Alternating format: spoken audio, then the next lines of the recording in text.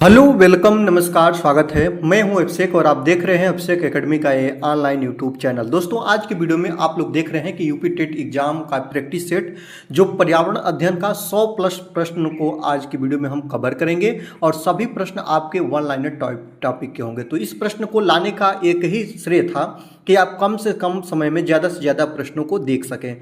तो आज की वीडियो में ऐसे प्रश्न लाए हैं जो कि प्रीवियस ईयर में भर भर के पूछे गए हैं और आगामी एग्जाम में इन प्रश्नों की आने की काफ़ी संभावना है। चलिए आज की वीडियो को स्टार्ट करते हैं। आज की वीडियो का सर्वप्रथम पहला प्रश्न हम लोग देखेंगे। दोस्तों यहाँ पे देखिएगा, पहला प्रश्न है कि सजीव एवं निर्जीव के बीच की कड़ी को क्या बोलते हैं। तो सजीव और निर्जीव के बीच की कड़ी को वायरस या विषाणु बोलते हैं। बात को याद रखेंगे। एक चीज बहुत ज्यादा भर भर के पूछता है, जैविक घटक और अजैविक घटक दोनों को याद रखेगा। जिसमें जीवन पाया जाएगा वो होगा जैविक घटक और जिसमें जीवन नहीं पाया जाएगा उसको आप लोग क्या बोलिएगा दोस्तों, अजैविक घटक आप लोग उसको बोलिएगा, ठीक ना। जिसमें जीवन पाया जाएगा उसको जैविक घटक और जिसमें जीवन नहीं पाया जाएगा उसको हम लोग अजैविक घटक बोलेंगे। तो सजीव एवं निर्जीव के बीच की कड़ी को क्या बोलते हैं, वायरस बोलते हैं, विषाणु बोलते हैं। चलिए आगे चलते हैं। विश्व पर्यावरण दिवस कब मनाया जाता है, दो बार प्रश्न बन चुका है। तो 5 जून को कब मनाते हैं दोस्तों, 5 जून को विश्व पर्यावरण दिवस मनाते हैं। और विश्व ओजोन दिवस कब मनाते हैं, तो 16 सितंबर को मनाते हैं ओजोन दिवस, विश्व ओजोन दिवस, ये भी याद रखेंगे। 3 नंबर की बात करते हैं, भारत में प्रोजेक्ट टाइगर की शुरुआत कब हुई थी। तो भारत में प्रोजेक्ट टाइगर की बात करें तो 1973 में। कब दोस्तों, 1973 में। लगभग 3-4 बार ये प्रश्न बन चुका है प्रीवियस ईयर में। आगे देखते हैं, चिपको आंदोलन के प्रणेता कौन थे। तो आपको बता दें चिपको आंदोलन का मुख्य लक्ष्य था पेड़ों को कटने से बचाने के लिए और यह आपका उत्तराखंड का चामोली जिला का रेडी गांव से स्टार्ट हुआ था। और चिपको आंदोलन के प्रणेता या शुरुआत करने वाले जिनको कहते हैं सुंदरलाल बहुगुणा। आगे देखते हैं दोस्तों, 5 नंबर की बात करते हैं कि जो आपका कासीरा या इसको हम लोग कांस्य से बोलते हैं, ये धातु है, किन दो धातुओं का मिश्रण है, यही आपको बता दें दोस्तों। ये जो कांस्य है ना, ये मिश्र धातु होती है, यह तांबा और टीन के मिश्रण से बनी होती है, तांबा और टीन से, याद रखेंगे। आगे देखते हैं, वायुमंडल की सबसे निचली परत को कौन सी है, यही आपको बताना है। तो जो आपका ये वायुमंडल है, वायुमंडल मुख्य रूप से 5 परतों से मिलकर बनी हुई है और सबसे निचली जो परत है क्षोभ मंडल है, जिसको हम लोग क्या बोलते हैं दोस्तों, ट्रोपोस्फियर बोलते हैं। आप लोग ध्यान रखेंगे क्या है दोस्तों, क्षोभ मंडल सबसे निचली परत। यहाँ पे मौसम संबंधित घटनाएं होती हैं, याद रखेंगे। मौसम संबंधित जो घटनाएं होती हैं सभी घटनाएं इसी मंडल में घटित होती हैं। जैसे कि आपका बिजली का तड़कना, बादल का बनना, कुहरा का बनना, जो बारिश होना, सब यही इसी घटना होती है, क्षोभ मंडल में ही होती है। वायुमंडल की सबसे निचली परत होती है क्षोभ मंडल, इसको आप लोग याद रखेंगे। आगे देखते हैं, ओजोन परत की किस मंडल में पाई जाती है, याद रखेंगे। ओजोन परत जो होती है ना, वो किस मंडल में पाई जाती है। तो जो आप लोग क्षोभ मंडल देखें, क्षोभ मंडल से जो ही हम ऊपर जाते हैं वहां पे मिलती है आपको समताप मंडल। और समताप मंडल, इससे प्रश्न बन चुका है कि ओजोन परत कहाँ पाई जाती है, समताप मंडल में। और समताप मंडल में जो आपके वायुयान होते हैं, जो आपके जहाज होते हैं, इनके उड़ने की आदर्श दशा पाई जाती है। ये चीज आप लोग याद रखिएगा। लेकिन एक बार बना है कि ओजोन परत किस मंडल में पाई जाती है और समताप मंडल न लिख के इंग्लिश नाम लिखा था स्ट्रेटोस्फीयर, जो आप लोग याद रखेंगे। समताप मंडल कहां पाई जाती है, स्ट्रेटोस्फीयर में। जो आप लोगों को याद रखेंगे दोस्तों, जो ओजोन परत होती है ना, यह सूर्य की पराबैंगनी किरणों को, याद रखेंगे, अल्ट्रावायलेट यूवी बोलते हैं, याद रखेंगे। अल्ट्रावायलेट किरणों को पृथ्वी पर आने से रोकती है या पराबैंगनी किरणों को पृथ्वी पर आने से रोकती है, याद रखेंगे। जो ओजोन परत है, अगर सूर्य की पराबैंगनी किरणों को पृथ्वी पर आने से नहीं रोकती तो सूर्य का डायरेक्ट जो अल्ट्रावायलेट किरणें होती, जो पराबैंगनी किरणें होती, वह मनुष्य की स्क्रीन पर पड़ती तो स्क्रीन कैंसर संबंधित समस्याएं इससे होता, मोतियाबिंद जैसी समस्याएं होता, ठीक है। ये बात को याद रखेंगे। और एक बात आपको और बता रहे हैं, ओजोन दिवस 16 सितंबर को मनाते हैं, ये भी चीज आप लोग याद रखिएगा दोस्तों।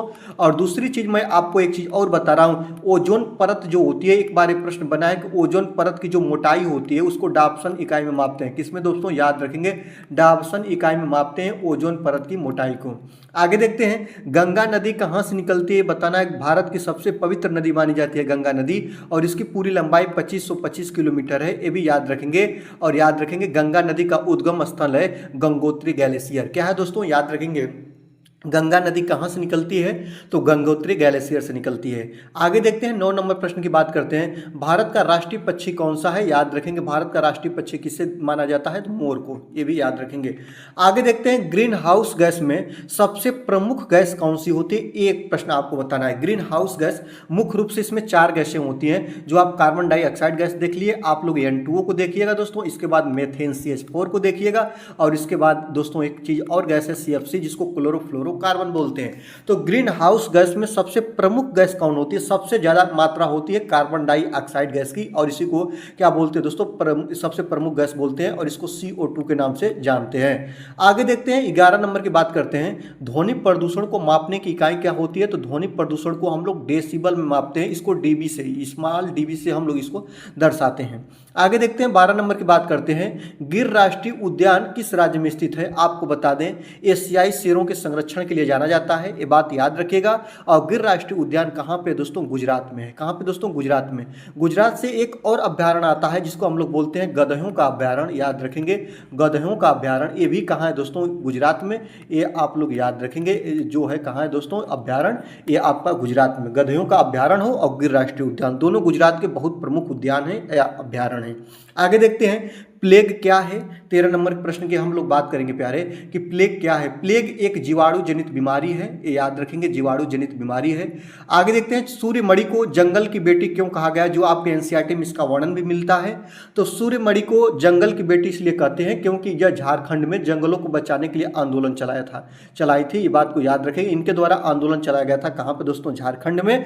क्यों? तो जंगलों को बचाने के लिए। आगे देखते हैं 15 नंबर की बात करते हैं। सीएनजी का पूर्ण रूप क्या होता है? संपीड़ित प्राकृतिक गैस होता है, इसको इंग्लिश में कंप्रेस्ड नेचुरल गैस बोलते हैं। और याद रखेंगे सीएनजी को वाहनी गैस के नाम से जानते हैं, याद रखेंगे।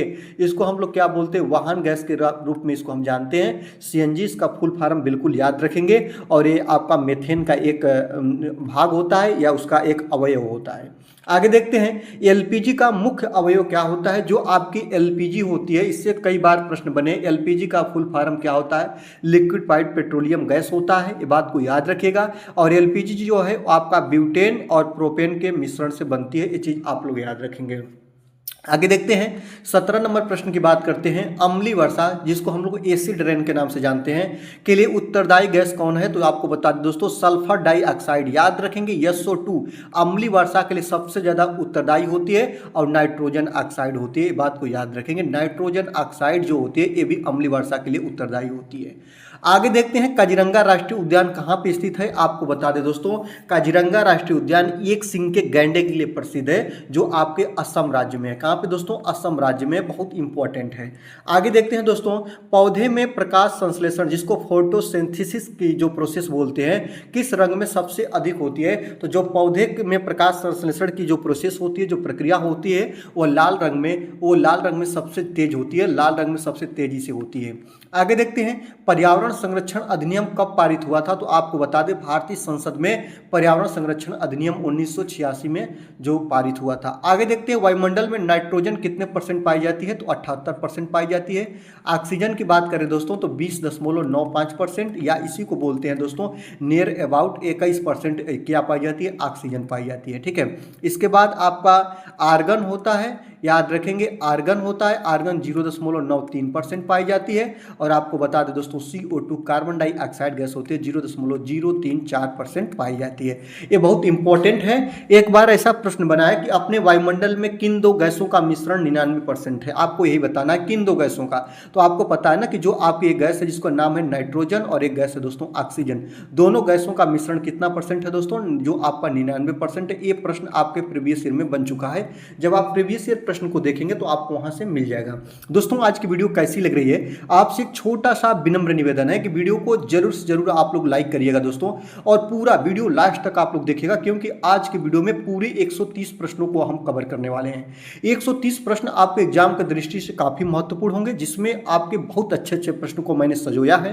तो इसलिए पूरा लास्ट तक आप लोग वीडियो को देखिएगा। वीडियो को लाइक कर लीजिएगा, चैनल पर नए हैं तो सब्सक्राइब कर लीजिएगा, बेल आइकन को प्रेस कर दीजिएगा, और अपने दोस्तों को वीडियो को शेयर भी कर दीजिएगा। चलिए आगे देखते हैं, 22 नंबर की बात करते हैं। 22 नंबर प्रश्न क्या कह रहा है दोस्तों? जो खेती की कटाई के बाद, याद रखेंगे, खेती की कटाई के बाद जमीन को कुछ साल खाली छोड़ने को क्या कहते हैं? आपको बता दें, जो भारत के पूर्वोत्तर राज्यों में, कहा दोस्तों? याद रखेंगे, भारत के पूर्वोत्तर राज्यों में एक कृषि होती है जिसको झूम खेती बोलते हैं। और झूम खेती की यही प्रोसेस होती है कि जब हम खेती कर लेते हैं तो उस जमीन को छोड़ देते हैं, जब वहां पे खरपतवार जम जाते हैं तो उसको जलाकर पुनः उसमें हम लोग बीज को छिड़क कर और खेती को कर लेते हैं, और यही खेती को कहलाती है झूम खेती। इस बात को याद रखेंगे, जो आपका बन चुका है प्रश्न।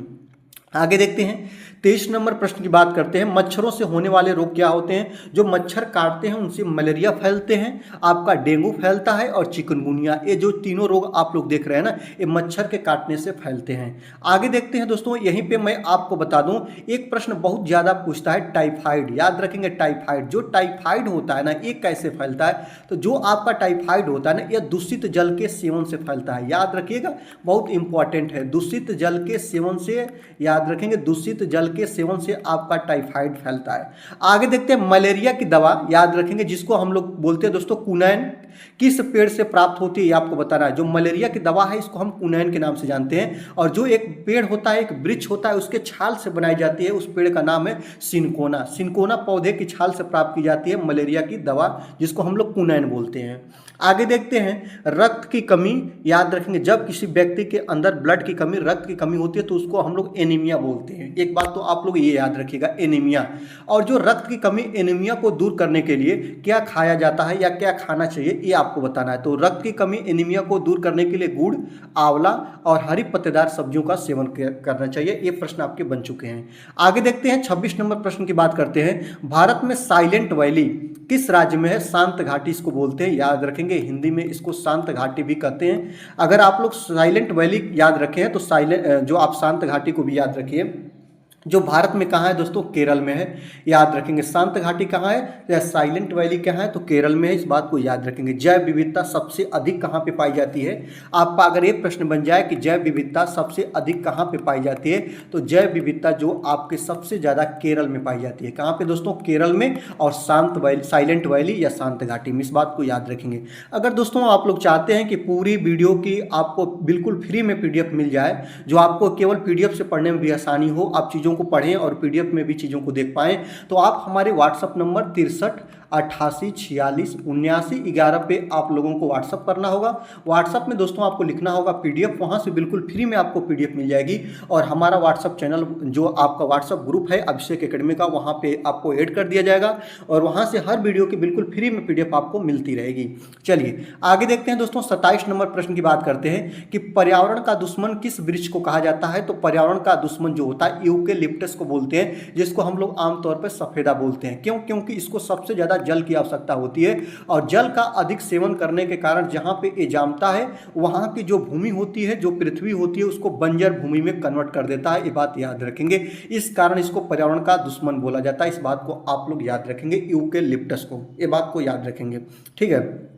चलिए आगे चलते हैं। यहाँ पे खाद्य श्रृंखला में ऊर्जा का प्रवाह कैसा होता है? तो खाद्य श्रृंखला में जो ऊर्जा का प्रवाह होता है एक दिशी होता है। ऊर्जा एक रूप से दूसरे रूप में जब डिनोट होती है तो 90% ऊर्जा का हानि हो जाता है। याद रखेंगे 90% ऊर्जा क्या हो जाती है दोस्तों? लेस हो जाती है। केवल एक जीव से दूसरे जीव में 10% ऊर्जा क्या होती है दोस्तों? स्थानांतरण होती है। ये बात को याद रखेंगे, केवल 10% ऊर्जा का स्थानांतरण होता है। इसी को 10% ऊर्जा का नियम बोलते हैं, जिसको दिया था लिडमैन ने। कौन दिया था दोस्तों? लिडमैन ने दिया था। आगे देखते हैं 29 नंबर प्रश्न की बात करते हैं। रेड डेटा बुक किससे संबंधित है? रेड का मतलब लाल से है, लाल का मतलब खतरा से है। याद रखेंगे, जो खतरा बुक का मतलब किससे है दोस्तों? तो उस बुक से है जिसमें विलुप्त हो रहे जीव जंतुओं का विवरण मिलता है, और इसको बचाने के लिए सरकार द्वारा अलग अलग तरह की योजनाएं चलाई जाती हैं। आगे देखते हैं 30 नंबर की बात कर रहे हैं कि जैव विविधता शब्द का प्रयोग सबसे पहले किसने किया था? तो सबसे पहले की बात किया हूं दोस्तों, तो वाल्टर जी रोसेन द्वारा जैव विविधता शब्द का सर्वप्रथम प्रयोग किया गया था। आगे देखते हैं भोपाल गैस त्रासदी में कौन सी गैस लीक हुई थी? बहुत इंपॉर्टेंट है, आपको बता दें मध्य प्रदेश की जो राजधानी है भोपाल, वहीं पे इस गैस का रिसाव हुआ था, जिसको हम लोग बोलते हैं MIC। इसका फुल फॉर्म होता है मिथाइल आइसोसाइनाइड। कब हुई थी दोस्तों? 1984 में 2 तारीख की रात्रि को, अर्थात 3 तारीख को, इसको ऐसे रखते हैं 2 तारीख की रात्रि को लगी थी, तो इसको 2-3 दिसंबर 1984 को लीक हुई थी मिथाइल आइसोसाइनाइड। अपार जनधन की हानि हुई थी। ये 2-3 बार ये प्रश्न आपका यूपी टेट में रिपीट हुआ, तो आप लोग प्रीवियस ईयर प्रश्न को भी ध्यान में रखिए इस चीज को। चलिए आगे देखते हैं। 32 नंबर प्रश्न की बात करते हैं। कोयला, पेट्रोल और डीजल के जलने से कौन सी गैस निकलती है या निर्मुक्त होती है? आपको बता दें, कोयला हो गया, डीजल हो गया और पेट्रोल हो गया, ये क्या है दोस्तों? ये आपके ईंधन है, ये बात को याद रखेंगे। और इनके जलने से कार्बन डाइऑक्साइड गैस निकलती है या कार्बन मोनोऑक्साइड गैस। सबसे ज़्यादा इसको याद रखेंगे, CO2 याद रखिए चाहे ना रखिए, लेकिन आप लोग CO को याद रखिए क्योंकि इसको कार्बन मोनोऑक्साइड गैस बोलते हैं। यह आपके वाहन के साइलेंसर से निकलती है। कहाँ से दोस्तों? याद रखेंगे, वाहन से निकलती है, वाहन के साइलेंसर से निकलती है। काफ़ी विषैली गैस होती है, इससे आग से पानी आने लगते हैं, इस बात को याद रखेंगे। 33 नंबर की बात करते हैं दोस्तों। 33 नंबर प्रश्न कह रहा है कि स्वच्छ भारत अभियान कब शुरुआत हुई थी? बहुत इंपॉर्टेंट है, वेरी वेरी इंपॉर्टेंट है। तो 2 अक्टूबर सन 2014 को। कब दोस्तों? याद रखेंगे, 2 अक्टूबर 2014 को आपका क्या स्वच्छ भारत मिशन की शुरुआत की गई थी, जो आपके उस समय के या इस समय के वर्तमान भी हैं और उस समय के जो प्रधानमंत्री थे आपके नरेंद्र मोदी जी के द्वारा की गई थी। स्वच्छ भारत अभियान की शुरुआत 2 अक्टूबर 2014 को। आगे देखते हैं दोस्तों, पश्मीना शाल किस जानवर के बालों से बनाई जाती है? तो आपको बता दें, बकरी। बकरी जो दोस्तों याद रखेंगे, जो चाथंकी बकरी जो कि आपके जम्मू कश्मीर आदि इलाकों में मिलती है, उनके बालों से बनाई जाती है पश्मीना शाल, जो काफी प्रसिद्ध है, इस बात को याद रखेंगे। आगे देखते हैं, कुक्कड़ कहाँ के लोगों की भाषा है? तो याद रखेंगे, कुक्कड़ भाषा झारखंड में बोली जाती है। और इसी तरह आप लोग याद रखेंगे, केरल में मलयालम बोली जाती है, जो बहुत ज़्यादा पूछता है। मलयालम जो कहाँ पे दोस्तों? केरल राज्य में। आगे देखते हैं, भारत का सबसे पुराना राष्ट्रीय उद्यान कौन सा है? तो भारत का सबसे पुराना राष्ट्रीय उद्यान की बात करें तो जिम कॉर्बेट राष्ट्रीय उद्यान, जो कहाँ है दोस्तों? उत्तराखंड में। कहाँ पे दोस्तों? उत्तराखंड में। उत्तराखंड का ये जिम कॉर्बेट राष्ट्रीय उद्यान बहुत इंपॉर्टेंट है, याद रखेंगे। यहीं पे आपको बता दे रहे हैं, फूलों की घाटी राष्ट्रीय उद्यान पूछे तो फूलों की घाटी राष्ट्रीय उद्यान कहाँ है? आपका उत्तराखंड में है। आपसे पूछ सकता है, नंदा देवी राष्ट्रीय उद्यान कहाँ है? आपका उत्तराखंड में है। और आपको और बता दे रहे हैं, राजा जी राष्ट्रीय उद्यान कहाँ है दोस्तों? तो याद रखेंगे, राजा जी राष्ट्रीय उद्यान भी आपका उत्तराखंड में ही है। चलिए आगे देखते हैं, जो सर्वग्राही रक्त समूह कौन सा होता है? आपको पता है ना कि सर्वदाता जो होता है दोस्तों, वो ओ को बोलते हैं। सर्वदाता मतलब सभी को ब्लड डोनेट कर सके, वह ग्रुप ओ है। और सर्वग्राही जो सभी का ब्लड ले सके, वो आपका AB है। और आप लोग डीपली देखना चाहते हैं तो AB पॉजिटिव याद रखिएगा, ठीक है। आगे देखते हैं, 38 नंबर की बात करते हैं। विश्व जल दिवस कब मनाया जाता है? जो प्रीवियस ईयर में कई बार प्रश्न बना है। 22 मार्च को क्या मनाते हैं दोस्तों? विश्व जल दिवस के रूप में मनाते हैं। आगे देखते हैं, ओजोन परत को नष्ट करने वाली गैस कौन सी होती है? तो जो ओजोन परत को सबसे ज्यादा हानि जब पहुंचता है, किस गैस से पहुंचता है? तो उस गैस का नाम है दोस्तों क्लोरोफ्लोरोकार्बन, या इसको हम बोलते हैं क्लोरीन, फ्लोरीन, और याद रखेंगे कार्बन, फ्लोरीन और क्लोरीन, या क्लोरीन फ्लोरीन कार्बन, इसको बोलते हैं क्लोरोफ्लोरोकार्बन। इसके निर्मुक्त से या इसके उत्सर्जन से सबसे ज़्यादा ओजोन परत की लेयर है उसको नुकसान पहुंचता है, जो समताप मंडल में पाई जाती है। आपको बता दें, यह घरों के रेफ्रिजरेटर से निकलती है, इस बात को याद रखेंगे। CFC गैस सबसे ज़्यादा घर में कहाँ से निकलती है? तो घर में जो आपके घरों में आमतौर पर रेफ्रिजरेटर लगे होते हैं, वहाँ से CFC गैस निकलती है, इस बात को याद रखेंगे। और इस ओजोन परत को सबसे ज़्यादा नुकसान है। आगे देखते हैं, पौधे का रसोई घर किसे बोलते हैं? जो पौधे की पत्तियां होती हैं वह रसोई बनाने का काम करती हैं। उन्हीं की पत्तियों पर जब सूर्य की प्रकाश किरणें पड़ती हैं तो प्रकाश संश्लेषण की प्रोसेस पूरी होती है। तो पौधे का जो रसोई घर होता है वह उसकी पत्तियां होती हैं, पत्तियों को बोलते हैं। आगे देखते हैं, 41 नंबर की बात करते हैं। इंसुलिन की खोज किसने की थी? जो इंसुलिन की खोज की बात करें दोस्तों तो याद रखेंगे सर फ्रेडरिक जी बैंटिक, और उनके सहायक या उनके सहयोगी हैं जिनका नाम है बेस्ट, इनके द्वारा की गई थी इंसुलिन की खोज। आगे देखते हैं, विटामिन सी की कमी से कौन सा रोग होता है? विटामिन सी की कमी से आपका स्कर्वी रोग होता है, याद रखेंगे।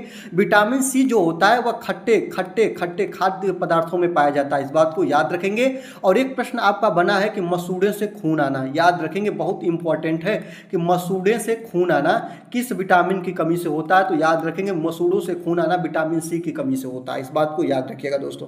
और विटामिन सी की कमी की पूर्ति करनी है तो आपको खट्टे पदार्थ, जैसे कि आप लोग जानते हैं संतरा हो गया, ये सभी चीजें, नींबू हो गया, उसमें सब में विटामिन सी पाई जाती है भरपूर मात्रा में। आगे देखते हैं, किसको किसान का मित्र कहा जाता है? केचुआ को। आप लोग सभी जानते हैं दोस्तों, केचुआ को किसान का मित्र बोलते हैं। लेकिन इसके साथ साथ एक चीज और याद रखिएगा, सर्प को भी किसान का मित्र बोलते हैं। ये आपका एनसीईआरटी में इसका वर्णन मिल जाता है, इस बात को याद रखेंगे दोस्तों। इसके बाद आगे देखते हैं सूर्यमंडल का सबसे बड़ा जो आपका ग्रह है, याद रखेंगे जो सबसे बड़ा ग्रह कौन सा है, तो याद रखेंगे सबसे बड़ा ग्रह सूर्यमंडल का कौन है दोस्तों, बृहस्पति है, इस बात याद रखेंगे, जुपिटर जिसको बोलते हैं।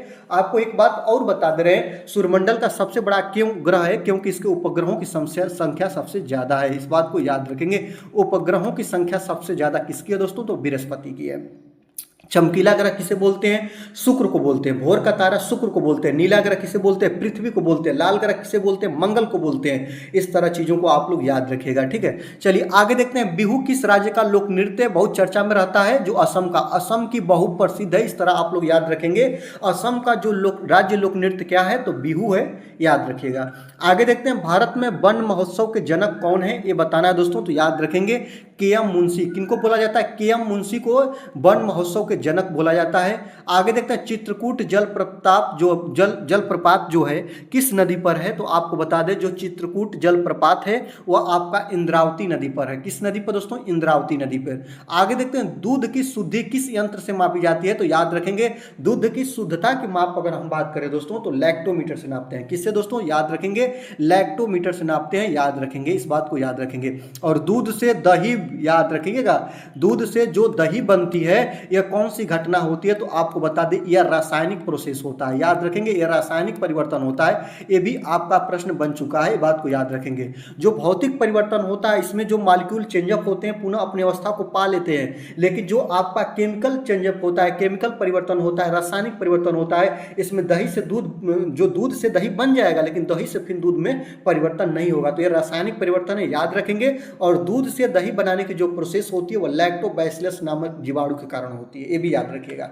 आगे देखते हैं, भारतीय संविधान में पर्यावरण संरक्षण कब जोड़ा गया, याद रखेंगे, पर्यावरण संरक्षण याद रखिएगा 42वां संविधान संशोधन 1976 द्वारा जो पर्यावरण संरक्षण को जोड़ा गया, इस बात को याद रखेंगे। ब्लू व्हेल क्या है, तो ब्लू व्हेल एक स्तनधारी जीव है जो कि क्या है दोस्तों, याद रखेंगे, मछली के रूप में इसको हम लेते हैं। और ये आपको बता दें ये अपने बच्चे को जन्म देती है और उसको दूध पिलाती है, ये भी याद रखना, इसका मुख्य यही कार्य है, याद रखेगा। दोस्तों आज की वीडियो में 50 प्रश्न को हमने कवर किया। 50 प्रश्न कैसे लगे, वीडियो को लाइक जरूर करिएगा। चलिए हम आगे चलते हैं 51 प्रश्न की ओर में। आगे देखते हैं, शरीर का सबसे कठोर भाग कौन सा होता है, जो इनेमल होता है, याद रखेंगे, जो दांत में पाया जाता है, यह शरीर का सबसे कठोर भाग होता है, इस बात को याद रखिएगा। 52 नंबर की बात करते हैं, प्रकाश संश्लेषण जिसको फोटोसिंथेसिस के दौरान कौन सी गैस छोड़ते हैं, जो पौधे होते हैं, तो याद रखेंगे ऑक्सीजन गैस को मुक्त करते हैं, बात को याद रखेंगे। आगे देखते हैं, भारत में हरित क्रांति के जनक कौन है, तो भारत में हरित क्रांति के जनक डॉक्टर एम.एस. स्वामीनाथन जी को कहा जाता है, ये बात आप लोग याद रखिएगा। आगे देखते हैं, विश्व जैव विविधता, याद रखेंगे, जिसको जैव विविधता दिवस कब मनाते हैं, याद रखेंगे, तो प्रत्येक वर्ष के 22 मई को। कब दोस्तों, तो याद रखेंगे जल दिवस 22 मार्च को, और इसके बाद 22 अप्रैल को पृथ्वी दिवस, और 22 मई को क्या मनाते हैं दोस्तों, आपका जैव विविधता दिवस मनाते हैं। आगे देखते हैं 55 नंबर प्रश्न की बात करें, कंचनजंगा राष्ट्रीय उद्यान किस राज्य में स्थित है, तो याद रखेंगे कंचनजंगा राष्ट्रीय उद्यान आपके सिक्किम राज्य में है। आगे देखते हैं, केचुए को किसान का मित्र क्यों कहा जाता है, यह प्रश्न आपका बन चुका है, क्योंकि यह मिट्टी को भुरभुरा बनाकर उसमें ऑक्सीजन के प्रवाह को बढ़ाता है, इस कारण याद रखेंगे ये मिट्टी को उपजाऊ मिट्टी में कन्वर्ट करता है, इसलिए हम लोग केचुओं को किसान का मित्र की संज्ञा देते हैं। आगे देखते हैं, मानव शरीर की सबसे बड़ी ग्रंथि कौन सी है, ये आपको बताना है दोस्तों। तो मानव शरीर की सबसे बड़ी ग्रंथि किसको बोलते हैं, लीवर को बोलते हैं, लीवर को, इसको जिगर हिंदी में कहते हैं, याद रखेंगे, इसको हम लोग लीवर बोलते हैं, बात को याद रखेंगे। पाचन की प्रोसेस यहीं पे होती है। आगे देखते हैं 58 नंबर, वेरी वेरी इंपॉर्टेंट है कि भोपाल गैस त्रासदी किस वर्ष हुई थी, तो जो भोपाल गैस त्रासदी 1984 में हुई थी, 2-3 दिसंबर की रात्रि में, याद रखेंगे 2 तारीख की रात्रि में हुई थी, तो इसको हम लोग कहीं कहीं पे 3 दिसंबर भी आपको लिखा हुआ मिलेगा, कहीं कहीं पे 2, तो इसलिए मैंने 2-3 दोनों ले लिया। आगे देखते हैं, पर्यावरण का आतंकवादी किस वृक्ष को कहा जाता है, यूकेलिप्टस सफेदा भी मैंने आपको बता ही दिया है। या आपको बता दें दोस्तों, याद रखेंगे बायोडीजल किससे तैयार किया जाता है। अभी मुझे एक प्रश्न और याद आ गया, आपको बता दे रहे हैं, बायोडीजल याद रखेंगे, एक पेड़ होता है जिसकी जो आपका पता है कि उस पेड़ की एक फल होता है या बीज उसको बोले, बीज से बायोडीजल प्राप्त किया जाता है, जिसको जैट्रोफा बोलते हैं। क्या बोलते हैं दोस्तों, जैट्रोफा बोलते हैं, याद रखेंगे जैट्रोफा। ये जैट्रोफा वृक्ष के जो फल होते हैं या बीज होते हैं, उनके बीज से तैयार किया जाता है बायोडीजल। याद रखेंगे, आधुनिक युग का ईंधन इसे बोला जाएगा। आगे देखते हैं, सूर्यमंडल का सबसे ठंडा ग्रह कौन सा है? याद रखेंगे दोस्तों, ये आपका गृह नहीं ग्रह है। तो सूर्यमंडल का सबसे जो ठंडा ग्रह है वह वरुण है, या लेटे हुए ग्रह की संज्ञा मिलती है। भारत की सबसे लंबी नदी कौन सी है? गंगा नदी, जो 2525 किलोमीटर इसकी पूरी लंबाई है। आगे देखते हैं, रक्त का थक्का, ब्लड क्लॉटिंग जिसे बोलते हैं, बनाने में कौन सा विटामिन मदद करता है? तो याद रखेंगे, जब ब्लड का जो रक्त स्राव होता है इसको रोकने में विटामिन के जो होता है ना, वो दोस्तों आपका बहुत महत्वपूर्ण अहम योगदान निभाता है। तो रक्त का थक्का बनाने में कौन सी विटामिन मदद करती है? तो विटामिन के करती है दोस्तों। आगे देखते हैं, आपको प्रश्न यहाँ पे एक ऐसा प्रश्न बन चुका है ना कि किस विटामिन के कमी के कारण रक्त नहीं जमता है, रक्त का स्राव नहीं रुकता है? तो विटामिन के आप लोग याद रखिएगा। वायुमंडल में ऑक्सीजन के प्रतिशत कितना है, ये आपको बताना है। तो वायुमंडल में ऑक्सीजन प्रतिशत की बात करें दोस्तों तो 21% है। आगे देखते हैं, केदारनाथ अभ्यारण्य किसके लिए जाना जाता है? तो याद रखेंगे, कस्तूरी मृग के लिए। आपको बता दें, कस्तूरी मृग ऐसा मृग होता है ना, याद रखेंगे, इनके सुगंध के कारण, याद रखिएगा, आप लोग इसको सीटेट में बहुत ज़्यादा पढ़ते रहे होंगे कि इनके सुगंध के कारण कस्तूरी मृग को क्या कर दिया जाता है दोस्तों? मार दिया जाता है, या शिकारी शिकार कर देते हैं। यह महकता है, बहुत अच्छा सुगंध होती है इसके अंदर। आगे देखते हैं, क्योटो प्रोटोकॉल किससे संबंधित है? बहुत इंपॉर्टेंट है, 65 नंबर प्रश्न की बात करेंगे दोस्तों।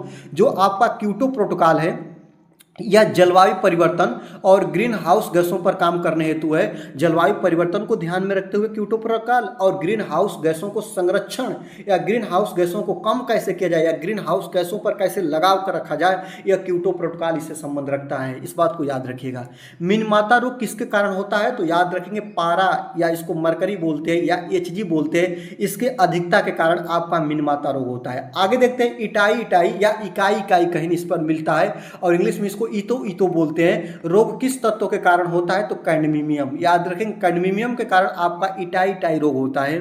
आगे देखते हैं, भारत का सबसे बड़ा टाइगर रिजर्व कौन सा है? ये आपको बताना है दोस्तों। आपको बता दें, भारत का सबसे बड़ा टाइगर रिजर्व के बारे में बात करें तो नागार्जुन सागर। याद रखेंगे, नागार्जुन सागर श्रीशैलम जो आंध्र प्रदेश में, इस बात को याद रखेंगे, जो नागार्जुन सागर श्रीशैलम जो आंध्र प्रदेश में भारत का सबसे बड़ा टाइगर रिजर्व है। आगे देखते हैं, ऊर्जा का पिरामिड कैसा होता है? आपको पता है ना कि ऊर्जा का पिरामिड हमेशा सीधा होता है, इस बात को याद रखिएगा। भारत में वृक्षों का आदमी किसे कहा जाता है? इस बात को याद रखेंगे, वृक्षों का आदमी। तो भारत में वृक्षों का आदमी सुंदरलाल बहुगुणा जी को कहते हैं। क्योंकि वृक्षों को कटने से बचाने के लिए तमाम तरह की आंदोलन इन्होंने स्टार्ट किया था, इस बात को याद रखेंगे, जो उत्तराखंड से बिलोंग करते थे। आंवला में कौन सा विटामिन सबसे अधिक पाया जाता है? आंवला खट्टा होता है और खट्टे में विटामिन C पाया जाता है, इस बात पर आप चीज़ों को याद रखेंगे। आगे देखते हैं, लाइकेन किस प्रकार के उत्पाद के सूचक या संकेतक हैं? आपको बता दें, वायु प्रदूषण। याद रखिएगा दोस्तों, जो लाइकेन होता है ना, वह किस चीज़ का सूचक होता है? तो याद रखेंगे, सूचक का मतलब होता है सूचना देने वाला या संकेतक। याद रखेंगे, तो आपको बता दें लाइकेन किस प्रकार के उत्पाद के सूचक होते हैं? तो वायु प्रदूषण के, वो भी सबसे ज़्यादा SO2। याद रखिएगा, वो भी सबसे ज़्यादा SO2 के लिए। आगे देखते हैं, दुनिया का सबसे बड़ा फूल कौन है? तो आपको बता दें, दुनिया का सबसे बड़ा फूल का नाम है रैफ्लेशिया, जो लगभग 10 kg इसकी भार होता है। याद रखेंगे, 10 kg का यह फूल होता है, दुनिया का सबसे बड़ा फूल माना जाता है।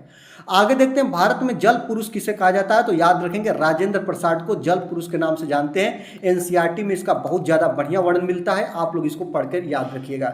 आगे देखते हैं, भारत में नीली क्रांति किससे संबंधित है? ये चीज़ आपको बताना है। तो भारत में नीली क्रांति जो मछली उत्पादन या मत्स्य पालन से संबंध रखती है, आप लोग इसको याद रखेंगे, मछली उत्पादन या मत्स्य उत्पादन के लिए।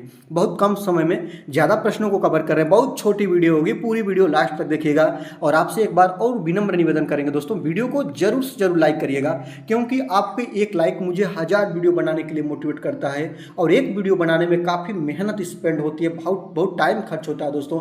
और आपके लिए मैं बहुत अच्छा वीडियो इसलिए लाता हूँ क्योंकि आपकी तैयारी बहुत कम समय में अच्छे से अच्छे तरीके से हो सके।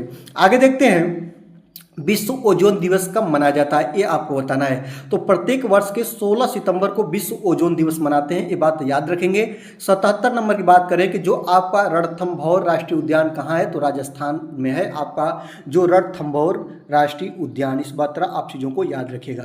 आगे देखते हैं केदारनाथ तीर्थ स्थल किस नदी के तट पर है, तो आपको पता है उस नदी का नाम क्या है दोस्तों, मंदाकिनी नदी। केदारनाथ किस तीर्थ स्थल की नदी पर स्थित है, तो याद रखेंगे मंदाकिनी नदी पे। संविधान के किस भाग में पंचायती राज की व्यवस्था है, प्रीवियस ईयर का प्रश्न है, भाग 9 के अनुच्छेद 243 में पंचायती राज का विवरण मिलता है।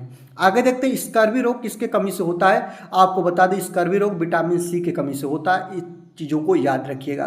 आगे देखते हैं विश्व वन्य जीव कोष जिसको WWF बोलते हैं, वर्ल्ड वाइल्ड लाइफ फंड का प्रतीक चिन्ह क्या है, ये आपको बताना है। तो इस जो संस्था का प्रतीक चिन्ह है वह विशालकाय पांडा है। इस तरह चीज़ों को याद रखेंगे, विशालकाय पांडा।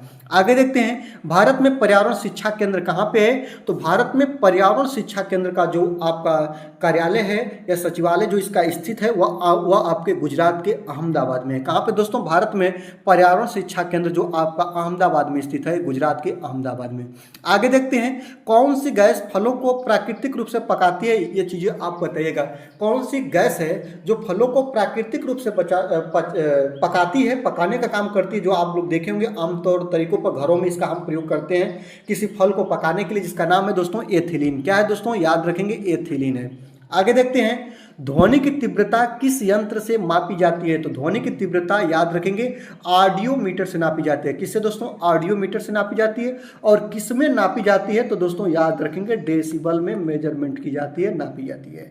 आगे देखते हैं पर्यावरण के 3 आर याद रखेंगे। एक पर्यावरण में 3 आर होते हैं, बहुत इंपॉर्टेंट इनका नाम होता है, आप नहीं जानते हैं तो जान जाइए। एक आर का मतलब होता है रिड्यूज, एक आर का मतलब होता है रीयूज और एक होता है दोस्तों रिसाइकिल। याद रखेंगे इनका मतलब होता है कम करना, रिड्यूज का मतलब कम करना, और जो दोस्तों रीयूज का मतलब होता है पुनः उसका प्रयोग करना, और रिसाइकिल का मतलब होता है पुनः चक्रण करना। ये पर्यावरण के दृष्टि से तीनों आर बहुत महत्वपूर्ण होते हैं। मतलब आप किसी भी चीज का कम से कम सेवन करिए, और जो आप कर भी रहे हैं पुनः उसका प्रयोग कर, दोबारा उस चीज का प्रयोग करने के लिए पुनः उसका यूज करिए। ये पर्यावरण के आर का, तीनों आर का घटक का मतलब होता है। ठीक है, आगे देखते हैं भारत का पहला जैव मंडलीय संरक्षित क्षेत्र जिसको बायोस्फीयर रिजर्व बोलते हैं वह कौन सा है, तो याद रखेंगे जो भारत का पहला बायोस्फीयर जिसको हम लोग बोलते हैं नीलगिरी, जो 1986 में से मान्यता दी गई थी। आगे देखते हैं मानव शरीर में कितनी हड्डियां होती हैं, तो याद रखेंगे वयस्क मानव शरीर में याद रखेंगे 206 हड्डियां होती हैं, ये भी इंपॉर्टेंट है। ऋषिकेश किस नदी के किनारे बसा है, तो ऋषिकेश आपका गंगा नदी के किनारे बसा है। हवा में मौजूद नमी को क्या बोलते हैं, तो हवा में मौजूद जो नमी होती है दोस्तों उसको हम लोग आर्द्रता कहते हैं, याद रखेंगे डेंसिटी बोलते हैं। याद रखेंगे इसको क्या बोलते हैं दोस्तों, डेंसिटी बोलते हैं। आगे देखते हैं बायोस्फीयर रिजर्व शब्द का प्रयोग सबसे पहले किसने किया था, तो बायोस्फीयर रिजर्व शब्द का प्रयोग सर्वप्रथम दोस्तों याद रखेंगे एडवर्ड सुयस के द्वारा किया गया था। किनके द्वारा दोस्तों, तो एडवर्ड सुयस के द्वारा किया गया था। दुधवा राष्ट्रीय उद्यान उत्तर प्रदेश के किस जिले में है, तो दुधवा राष्ट्रीय उद्यान उत्तर प्रदेश में है, और उत्तर प्रदेश के लखीमपुर खेरी में। कहाँ पे दोस्तों, तो लखीमपुर खेरी में, इस बात को याद रखेंगे। ठीक है, चंद्रप्रभा राष्ट्रीय उद्यान याद रखेंगे, चंद्रप्रभा राष्ट्रीय उद्यान बताएगा, ये भी उत्तर प्रदेश के चंदौली में है, ये आपके लिए बहुत इंपॉर्टेंट है, उत्तर प्रदेश के चंदौली में है, याद रखेंगे। मिट्टी के अध्ययन को क्या बोलते हैं, मिट्टी के अध्ययन को मृदा विज्ञान बोलते हैं। आगे देखते हैं जो आपका सह्याद्री पर्वत कहा जाता है किसे बोला जाता है दोस्तों, तो याद रखेंगे पश्चिमी घाट में जैव विविधता के लिए बहुत प्रसिद्ध है, याद रखेंगे सह्याद्री पर्वत। आगे देखते हैं सूर्योदय का देश किसे बोलते हैं, या उगता हुआ सूरज का देश किसे बोलते हैं, तो जापान को बोलते हैं। और आपको बता दें भारत में सबसे पहले सूर्य की किरणें कहाँ पर देखने को मिलती है, तो याद रखेंगे जो आपका पूर्वोत्तर राज्य हैं, याद रखेंगे वहाँ पे सबसे पहले याद रखेंगे क्या, सूर्य की प्रकाश किरणें देखने को मिलती है। अरुणाचल प्रदेश जिसको बोलते हैं। भारत में सबसे अधिक वन किस राज्य में है, तो आपको बता दें सबसे ज़्यादा अधिक वनों की बात करें तो मध्य प्रदेश में सबसे ज़्यादा भारत में वनों की संख्या है। आगे देखते हैं सुदर्शन झील का पुनरुद्धार किसने करवाया था, तो आपको बता दें जो सुदर्शन झील है इसका पुनरुद्धार या इसका जो उद्घाटन की बात करें वह स्कंदगुप्त और रुद्र दमन के द्वारा कराई गई थी। आगे देखते हैं एक सींग वाला गैंडा कहाँ पाया जाता है। तो एक सींग वाला जो गैंडा है दोस्तों आपके असम के काजीरंगा राष्ट्रीय उद्यान में देखने को मिलता है। आगे देखते हैं नर्मदा बचाओ आंदोलन से कौन जुड़े हैं। तो मेधा पाटकर, याद रखेंगे, बहुत इंपॉर्टेंट, वेरी वेरी इंपॉर्टेंट है। मेधा पाटकर जो नर्मदा बचाओ आंदोलन से रिलेटिव है। आगे देखते हैं पर्यावरण संरक्षण के लिए कौन सा पुरस्कार दिया जाता है। तो याद रखेंगे, बहुत इंपॉर्टेंट है, वेरी वेरी इंपॉर्टेंट, इसको याद रखेंगे। गोल्ड मैन पर्यावरण पुरस्कार दिया जाता है पर्यावरण संरक्षण के क्षेत्र में। आगे देखते हैं भूकंप की तीव्रता मापने का यंत्र क्या है। तो भूकंप की तीव्रता मापने का यंत्र सिस्मोग्राफ होता है। कौन होता है दोस्तों? सिस्मोग्राफ होता है, या इसको इंग्लिश में और एक और हिंदी में एक और नाम से जानते हैं, भूकंप लेख मापी। याद रखेंगे क्या नाम है दोस्तों? भूकंप लेख मापी।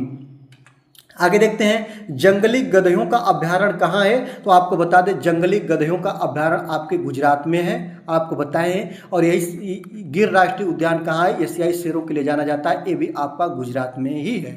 कार्बन डेटिंग संदर्भित करता है किससे?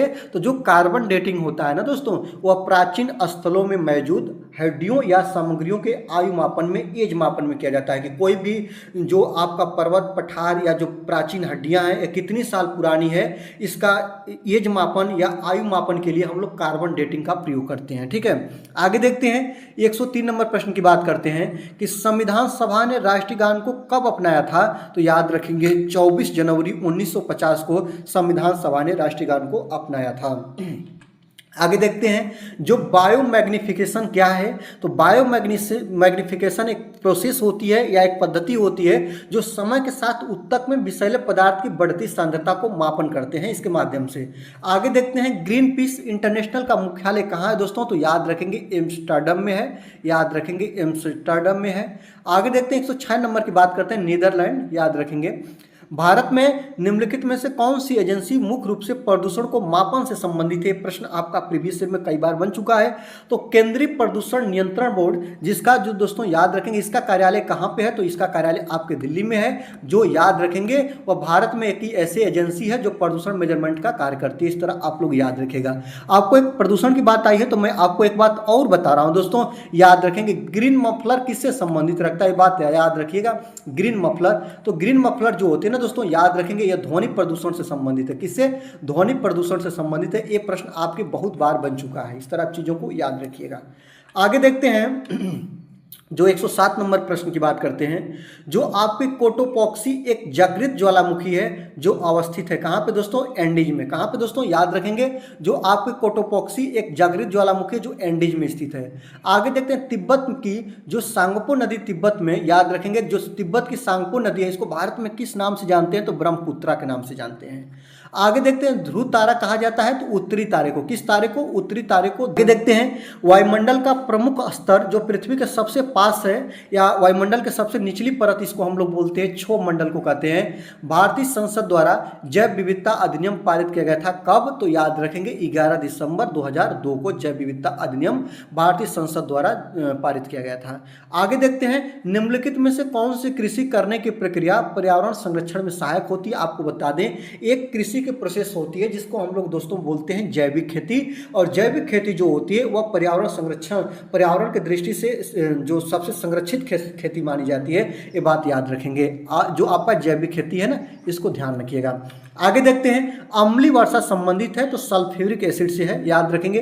SO2 जो अम्लीय वर्षा होती है ना, अम्लीय वर्षा वह अवर्षा होती है जिसमें pH मान 5.2 से नीचे हो जाता है या कहीं कहीं पे 4.2 से लेकर आपका 4.4 के मध्य अगर pH मान हो तो उसको हम लोग अम्लीय वर्षा का नाम देते हैं। और सबसे ज़्यादा SO2 की अम्लीय वर्षा में मात्रा पाई जाती है, याद रखिएगा। WWF से क्या मतलब है दोस्तों? याद रखेंगे WWF फुल फॉर्म कई बार पूछता है तो वर्ल्ड वाइड लाइफ फंड इसका फुल फॉर्म होता है, याद रखेंगे। LPG लिक्विफाइड पेट्रोलियम गैस होता है। CNG कंप्रेस्ड नेचुरल गैस होता है। CO कार्बन मोनोऑक्साइड होता है। और इसके बाद दोस्तों याद रखिएगा एक बात और बता रहे, MIC मिथाइल आइसोसाइनाइड होता है, याद रखेंगे।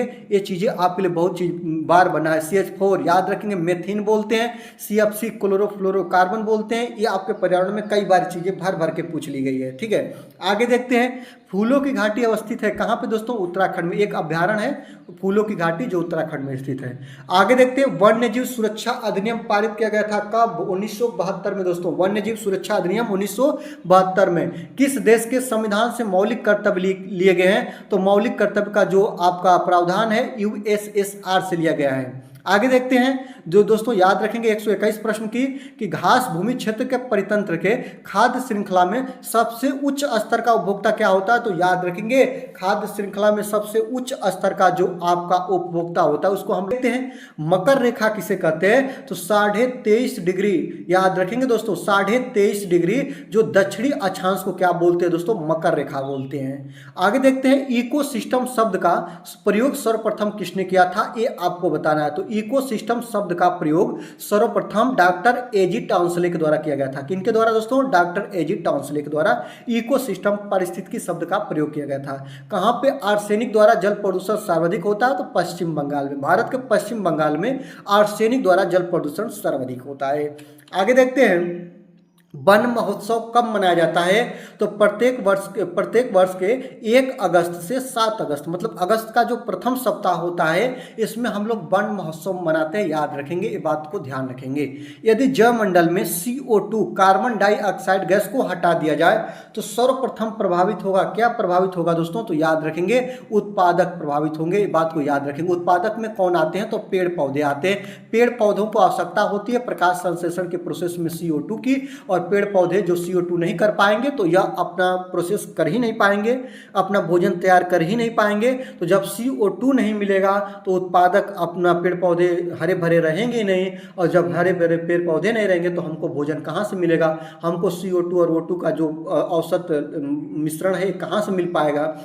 ओजोन परत में छिद्र करने के लिए किस देश का सबसे अधिक योगदान है? तो याद रखेंगे ओजोन परत को सबसे ज्यादा हानि अमेरिका के द्वारा मिला है। याद रखेंगे यूएस से सबसे ज्यादा ये प्रसाद जो ओजोन परत को छिद्र में योगदान दिया है। आगे देखते हैं, ओजोन परत पाई जाती है किस मंडल में? तो समताप मंडल में। याद रखेंगे ओजोन परत समताप मंडल की हिस्सा है।